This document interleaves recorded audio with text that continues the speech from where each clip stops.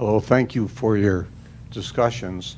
I was wondering about selfishness and being selfish in a good sense for us. How do emotions play in that part? Who'd you like to ask that to? Anyone who wants to answer, please. Oh. Thank you. You know, my last past life was so bad that I had to name myself Jim Self this time. That was good. Yeah. So I didn't forget.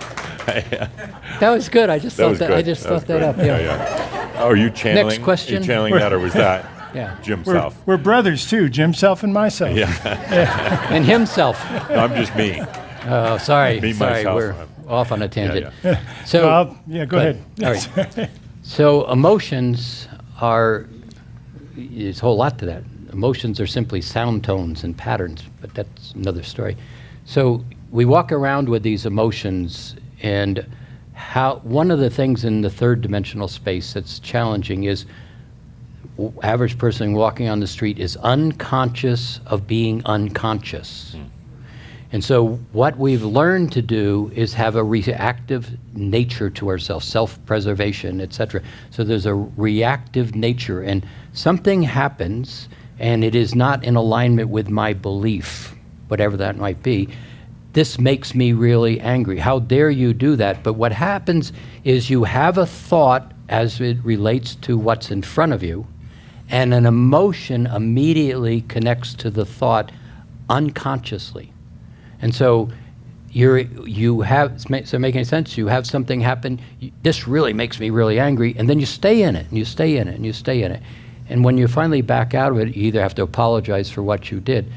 As you begin to get more stable, conscious, my experience is building those platform of words, you start to have choice. And this, I don't like what's going on, but I don't have to run anger through my space. And when you can begin to discern in choice, the ability to alter the whole direction in which your life has gone becomes really very valuable to you. Just a quick, go ahead, Steve. I'll just add to that really quickly, because something Jim's taught me many years ago was that thoughts are electrical and emotions are magnetic. Well, if you think about that like that, the actual electromagnetic wave is a spiral. And if you measure it this way, it's electricity. If you measure it this way, it's magnetism. Now, when it relates to us, it's the same type of thing that we experience. We're so used to thinking of things up here that as we evolve and start to move into this next level, we have to start feeling it here. Now, that becomes difficult because we've learned certain things up here and certain things here. One of the things we've learned about your specific question about selfishness is don't be selfish.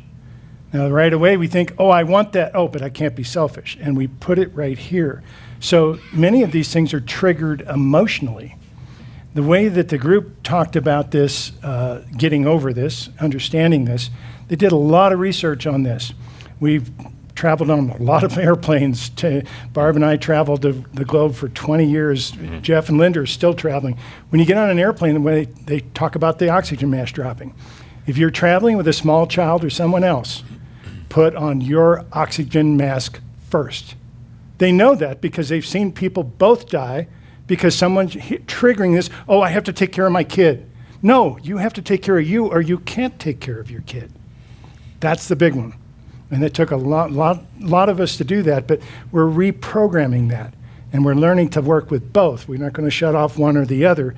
But now in this area, our hearts are growing.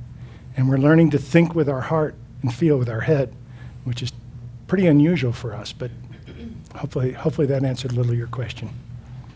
Real quick add-on. So often the emotions are kind of working against us. They're keeping us in kind of a prison, an emotional prison.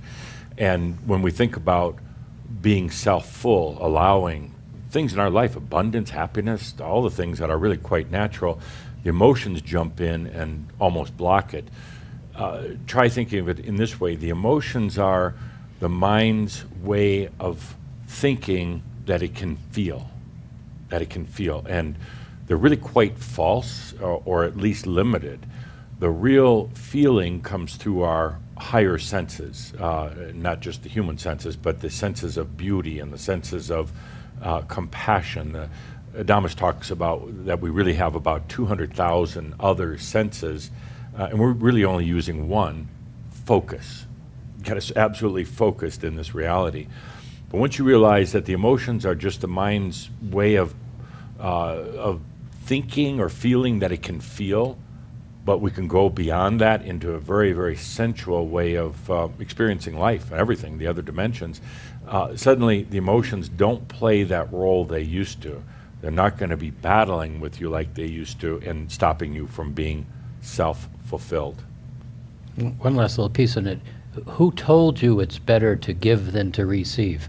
Who told you if you don't do it this way, you should be guilty because? So those are all the programming messages, and I'm not laying that on religion only, but I'm laying it across the spectrum, that we grow up in that set of beliefs. And then the emotion is structured based on the belief. And that's where that whole process kind of kicks in. It's really exhausting. Yeah, it is. It's really exhausting.